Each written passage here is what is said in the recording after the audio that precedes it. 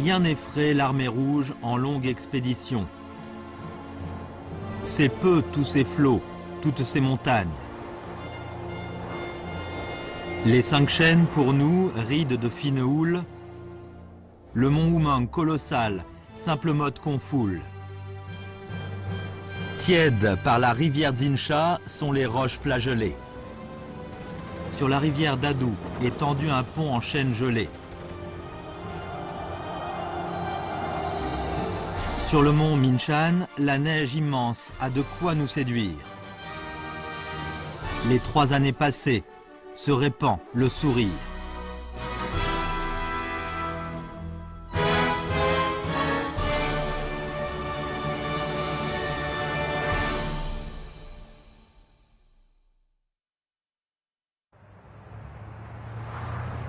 Le 1er juillet 2016, le secrétaire général du comité central du PCC, Xi Jinping, indique lors du grand rassemblement commémoratif célébrant le 95e anniversaire de la fondation du PCC. 我们要永远保持建党时中国共产党人的奋斗精神，永远保持对人民的赤子之心，一切向前走都不能忘记走过的路，走得再远，走到再光辉的未来，也不能忘记走过的过去。 不能忘记为什么出发，面向未来，面对挑战，全党同志一定要不忘初心，继续前进。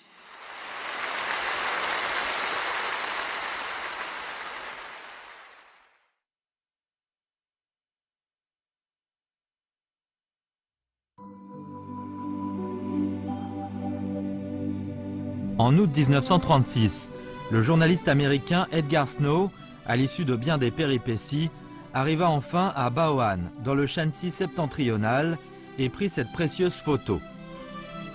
À ce moment, Mao Zedong et l'armée rouge centrale, sous son commandement, s'étaient installés depuis peu sur le haut plateau de Leuce, et 2 autres armées étaient encore sur la route de la Longue Marche. Dans le regard calme et pénétrant de Mao Zedong, Edgar Snow avait déjà senti l'étoile rouge sur la Chine. Voici une photo de Mao Zedong et Zhu De, à l'hiver 1936. À l'époque, Zhu De avait 50 ans. Mao Zedong s'approchait de son 43e anniversaire, alors que Zhou Enlai n'avait que 38 ans. C'était bien la fleur de l'âge pour ces hommes. Éprouvés par la longue marche, ils devinrent les dirigeants incontestables du parti et de l'armée rouge. La longue marche promut le processus de sinisation du marxisme.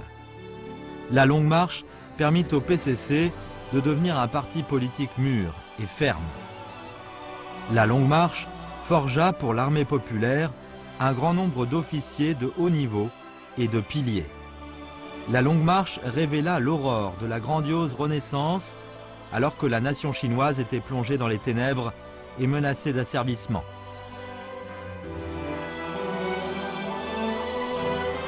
Mao Zedong dit « La longue marche achevée, un nouveau paysage s'ouvre ».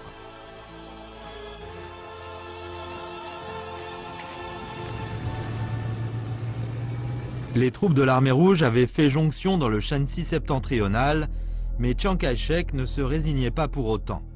Il rassembla les troupes d'élite de Huzhongnan. Le 18 novembre 1936, le comité central du PCC donna l'ordre de mobilisation à la bataille décisive pour briser l'offensive de Chiang Kai-shek. Les armées des 1er, 2e et 4e fronts, qui venaient de faire la jonction, se jetèrent aussitôt en concertation dans la bataille. La combativité de l'armée rouge se dévoila de façon spectaculaire dans la bataille de Shanchangbu. D'un seul coup, elle anéantit une brigade plus un régiment des armées de Huzhongnan, faisant ainsi échec de façon radicale à la campagne encerclement.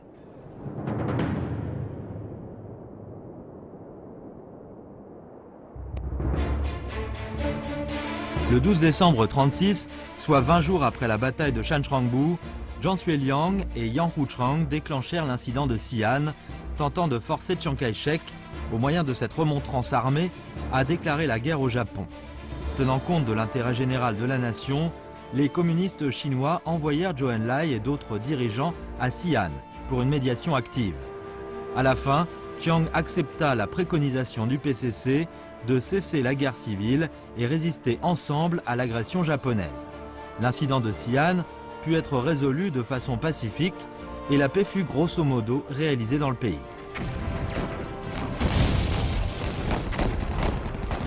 En 1937 éclata l'incident du 7 juillet. L'armée japonaise clama « occuper la Chine en moins de 3 mois ».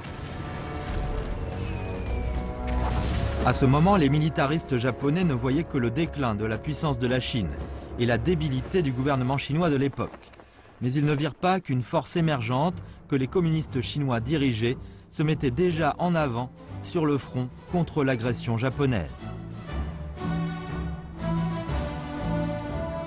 Le 25 août 1937, conformément à l'accord entre Kuomintang et PCC, l'armée rouge des ouvriers et paysans de Chine fut officiellement réorganisée en la 8e armée de route de l'armée révolutionnaire nationale. Zhu De fut désigné commandant en chef et Pang Dehuai commandant en chef adjoint.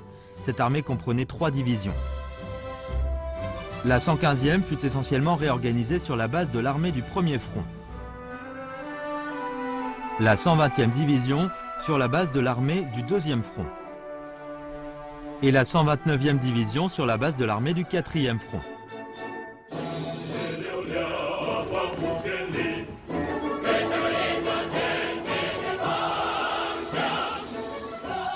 Les coulées de fer eurent galopé sur 25 000 lits, toujours vers une unique direction. La lutte interne acharnée pendant 10 ans finit par forger des forces invincibles. Quand les bandits puissants s'attaquèrent à la frontière, nous nous précipitâmes résolument au champ de bataille.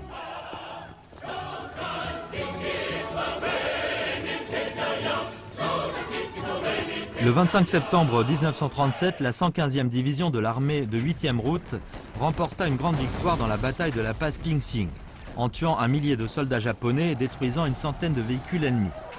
Ce fut la première victoire qu'une armée chinoise gagna depuis le lancement de la résistance contre l'agression japonaise dans l'ensemble du pays.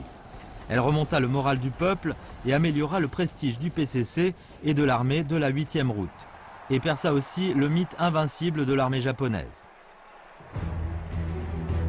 23 jours plus tard, la 120e division de l'armée de 8e route tua et blessa plus de 500 soldats japonais dans la bataille de la passe Yanmen et des dizaines de véhicules de l'armée japonaise furent réduits en fumée dans un incendie fabuleux. Le lendemain, la 129e division de l'armée de 8e route remporta une autre victoire. L'attaque nocturne contre l'aéroport japonais à Yanmingbu fut couronnée de succès.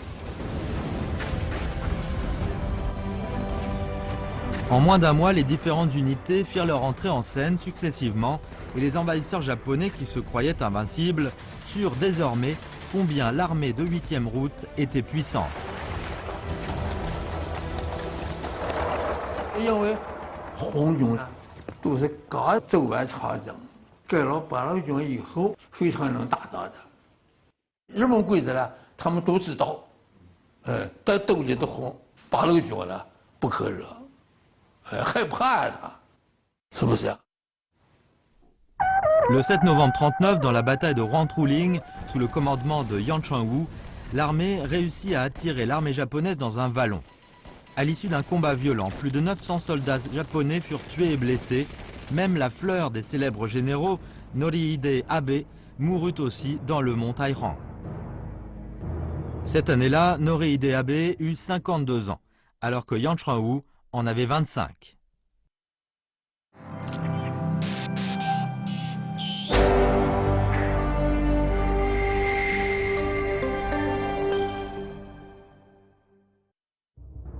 Le jeune PCC, ainsi que l'armée populaire qu'il dirigea, eût été éprouvé par la longue marche, dans la sauvegarde de l'indépendance et des intérêts nationaux et au champ de bataille contre les envahisseurs.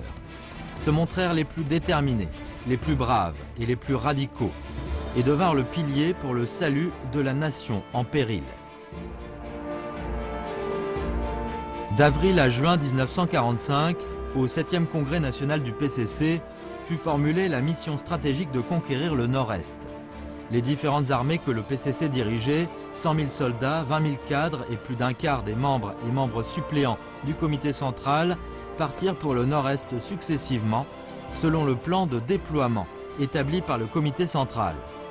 Mao Zedong dit « C'est une nouvelle longue marche de plusieurs milliers de kilomètres ». En juin 1946, Chiang Kai-shek déchira l'accord du 10 octobre et déclencha sur tous les fronts la guerre civile. Dès lors, les deux partis, Kuomintang et PCC, commencèrent la bataille décisive qui déterminera l'avenir et le destin de la Chine. Le 30 juin 1947, Liu Bochang et Deng Xiaoping, à la tête de l'armée de campagne de la plaine centrale, traversèrent le fleuve Jaune par force, levant ainsi le rideau de l'offensive stratégique de l'armée populaire de libération. L'armée populaire de libération gagna des victoires éclatantes dans les trois grandes campagnes de Liaoshen, Huaihai et Pingzin, à une vitesse fulgurante, hors de toute imagination.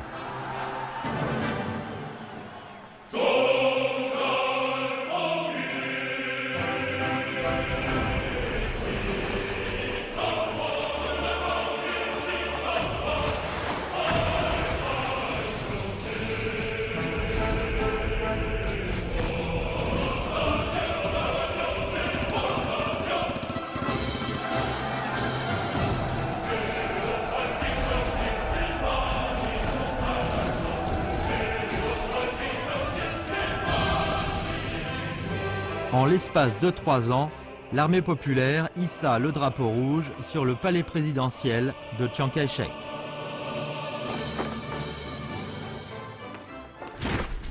Au milieu des bombardements, dans la progression vers le reste du pays, sur la place Tiananmen, se fit entendre la salve des coups de canon de la fondation de la Chine nouvelle.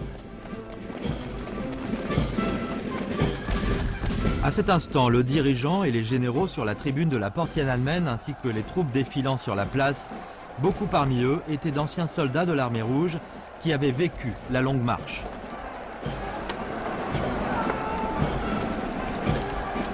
Le four de la longue marche avait élevé l'esprit persévérant et acharné de la nation chinoise à une hauteur sans précédent. Et cette force fut très vite une fois de plus confirmée dans la guerre de résistance à l'agression américaine et d'aide à la Corée, pour protéger nos familles et défendre notre patrie. Le 25 juin 1950, la guerre de Corée éclata. Le 15 septembre, des forces de l'ONU débarquèrent à Incheon.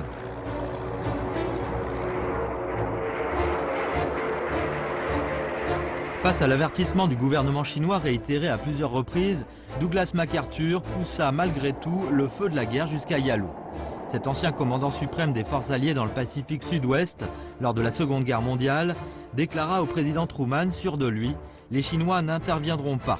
S'ils interviennent, ils feront l'objet du massacre le plus spectaculaire dans toute l'histoire. »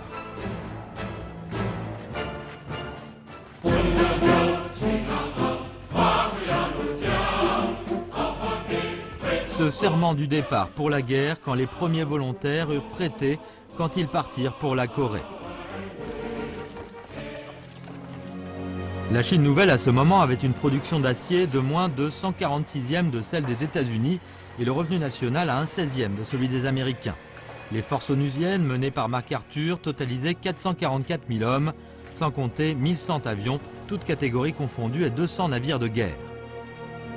Le transport de l'armée américaine était totalement mécanisé et un corps d'armée équipé de 7000 véhicules, alors que les moyens de locomotion dont les volontaires dirigés par Pang De-Huai disposaient pour l'ensemble des troupes n'arrivaient même pas à ceux pour un seul corps de l'armée américaine. Mao Zedong connaissait le mieux cette troupe que le PCC dirigeait, qui avait combattu sans répit pendant 23 ans et qui devenait de plus en plus puissante dans les batailles. Il était profondément convaincu. Cette armée est dotée d'un esprit d'aller toujours de l'avant. Elle écrasera tout ennemi et ne se pliera jamais devant lui.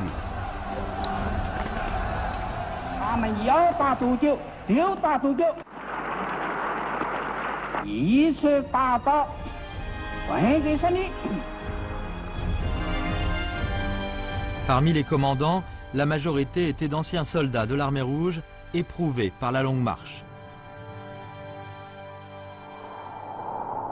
Le réservoir de Chosin est le plus grand lac de Corée dans sa partie nord. Depuis qu'il avait quitté la région de la Chine orientale, où le climat est doux, pour entrer en toute urgence sur le territoire coréen, le 9e groupe d'armée n'avait pas eu le temps de changer de vêtements. Les forces américaines n'auraient jamais imaginé qu'une partie des officiers de niveau moyen et supérieur dans cette troupe étaient des anciens officiers et soldats survivants des montagnes enneigées et de la prairie. 华东部队啊，上海这个地方的，是吧？这个地方的部队面衣，它虽然说它薄啊，面衣是1斤半，北方的面衣是3斤半。Les volontaires, vêtus de minces habits, nourris de pommes de terre gelées comme de la glace, menèrent des combats cruels pendant 13 jours et 13 nuits dans la neige couvrant la montagne, contre les 1e et 7e divisions de l'armée américaine, vêtues de combinaisons de protection contre le froid et nourris de dinde.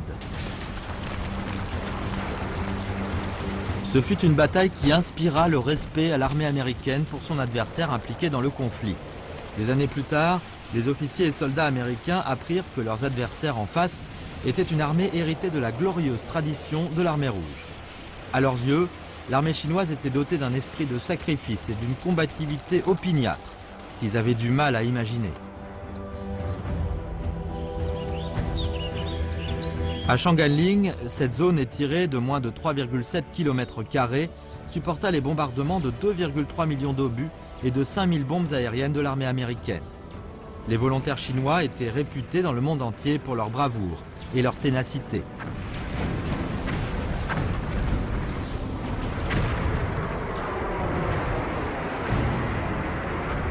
Les commandants des deux parties au conflit étaient James Hallward Van Fleet, un célèbre général américain, le commandant de la 8e armée américaine qui avait 61 ans cette année-là.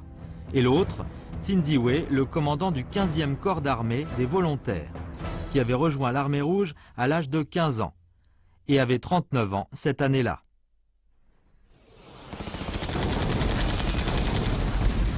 Durant les 43 jours de bataille, l'armée américaine envoya 60 000 hommes, plus de 300 canons et quelques 170 tanks, ainsi que 3000 avions sortis afin de raser cette terre. 飞机、大炮向那个阵地轰，因此这个阵地啊，无深山阵地，一个山头不但没有了这个树木，而且把这个山头的岩石都炸低了2米，炸低了2米。在无深山上，我们拿回来一根木头，拿回来一根木头，那个木头上面就有敌人的炮弹皮子几十块。上面的建议确实打疯了，疯到什么程度呢？黄金山副司令、代司令说，要准备所有的战士都要准备当班长、当排长，甚至当连长、当营长，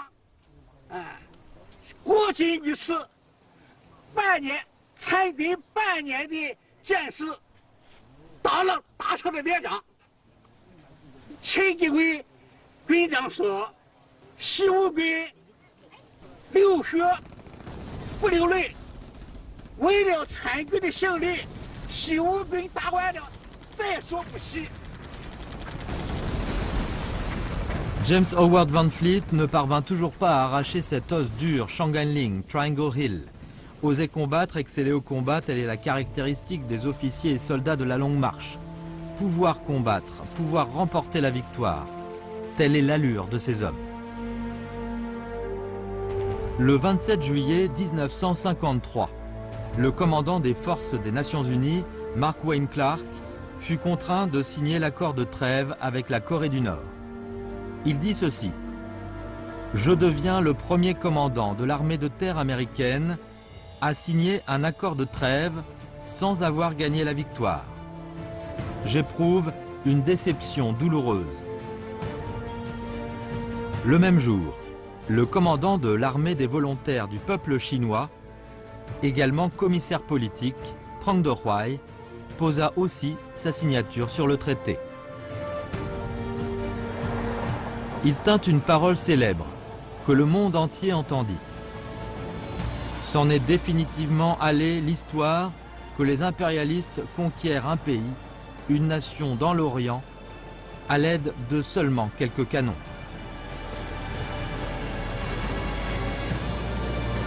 La Longue Marche a forgé une génération de combattants, de la guerre de résistance contre l'agression japonaise à la guerre de résistance contre l'agression américaine. Ces combattants avaient une foi ferme, une volonté inébranlable. Plus ils combattaient, plus ils devenaient braves et étaient trempés comme de l'acier.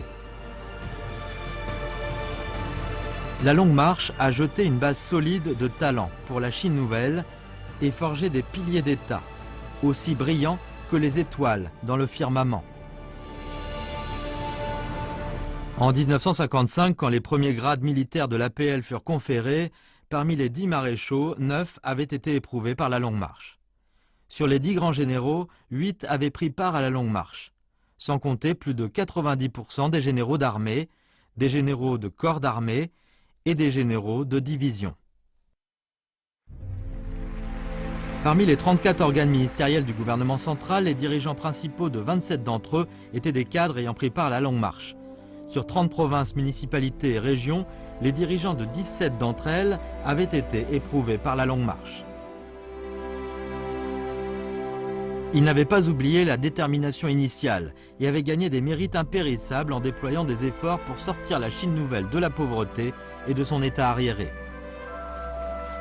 Quand l'Occident doutait que la Chine nouvelle puisse nourrir des centaines de millions de sa population, l'ancien général de l'armée rouge, ministre du défrichement agricole de l'époque, Wang Zhen, partit à la tête des dizaines de milliers d'officiers et de soldats dans le Xinjiang, le Heilongjiang et l'île de Hainan pour défricher la terre et construire des céréaliers.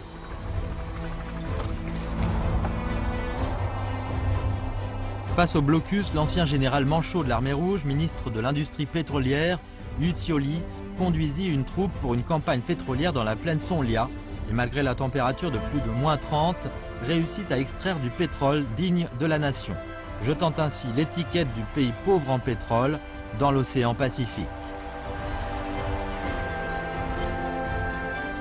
Face au blocus technique de l'Occident, l'ancien général de l'armée rouge, président de la commission scientifique, technologique et industrielle de défense nationale à l'époque, s'installa à la tête d'une grande troupe de scientifiques et techniciens de la défense nationale dans le désert de Gobi et réussit, dans un anonymat absolu, à développer la bombe atomique, la bombe à hydrogène, des missiles et des satellites, réalisant des miracles surprenants.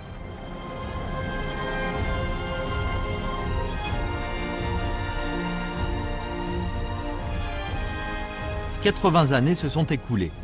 Le grand esprit de la Longue Marche a été intégré dans la veine de la nation chinoise depuis longtemps.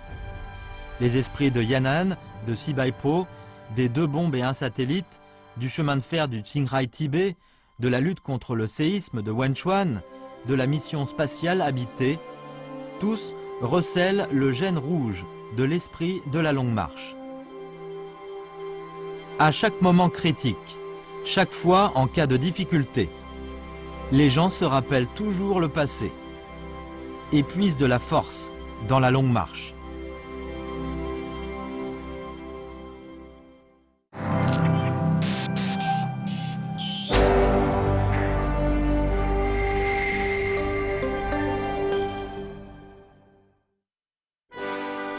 Mao Zedong dit « Conquérir le territoire n'est que le premier pas accompli de la longue marche de 10 000 li. La révolution chinoise est grandiose. Mais le chemin à parcourir à l'avenir est encore plus long, le travail plus grand et plus dur. Ce point, nous devons l'expliciter clairement à tous les camarades au sein du parti. Il faut faire de manière que tous les camarades continuent à maintenir le style modeste, prudent, calme et serein, tout autant laborieux et sobre. Deng Xiaoping dit « Nous pouvons jeter un regard rétrospectif sur le chemin que nous avons parcouru. La révolution chinoise aurait-elle pu réussir sans le Parti communiste chinois? Impossible. Seul notre parti a été capable de résister à la terreur sanglante pendant une décennie, aux campagnes encerclement constituées d'1 million de soldats et à la longue marche de 25 000 lits. Jiang Zemin affirme « Nous devons transmettre l'esprit de la longue marche de génération en génération, encourager et embraser le peuple de tout le pays à travailler de pied ferme pour innover et aller de l'avant et remporter continuellement de nouvelles victoires dans la route de la nouvelle longue marche au cours de l'édification socialiste. » Hu Jintao insiste, l'esprit de la longue marche traduit de façon vivante l'allure révolutionnaire des communistes et de l'armée populaire chinoise. Il démontre à merveille le caractère tenace de la nation chinoise. Il est le reflet parfait de l'esprit national ayant le patriotisme comme noyau. Xi Jinping souligne « Le grand esprit de la longue marche traduit de façon vivante l'allure révolutionnaire des communistes chinois. Nous devons sans cesse le combiner avec les nouvelles réalités, le transmettre bien et le faire valoir à bon escient. Faire progresser la nouvelle longue marche de la cause du socialisme à la chinoise doit être poursuivie en continu et sur une longue période. Nous, à chaque génération, devons mener à bien notre longue marche à nous. »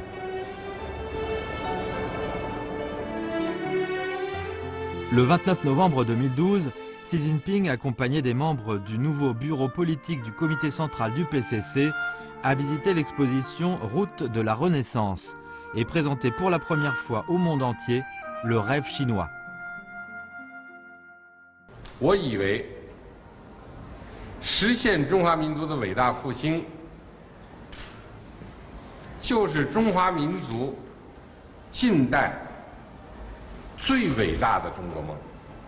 因为这个梦想啊，它是凝聚和寄托了几代中国人的夙愿，它体现了中华民族和中国人民的整体利益，它是每一个中华儿女啊的一种共同的期盼。 Le rêve chinois a embrasé la passion des enfants de la Chine. Le rêve chinois a ranimé les vœux des gens pour une meilleure vie. Le rêve chinois éclaire la voie pour plus d'1 milliard d'hommes vers une société de moyenne aisance. Le rêve est en face, la route sous les pieds. Le comité central du PCC, ayant le camarade Xi Jinping comme noyau, avec tout le peuple chinois sous sa direction, entame une nouvelle longue marche dans une attitude toute nouvelle.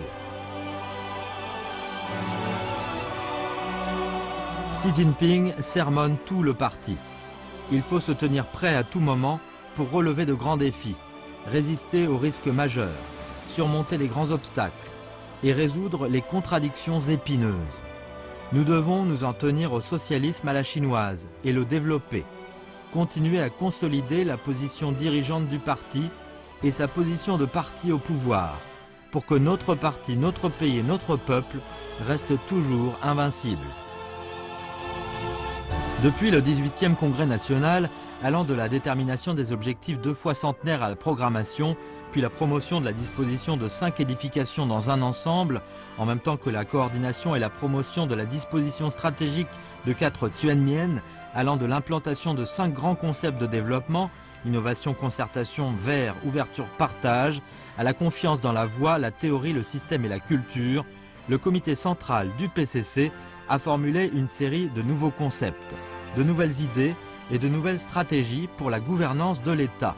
La cause du socialisme à la chinoise se voit offrir de belles perspectives.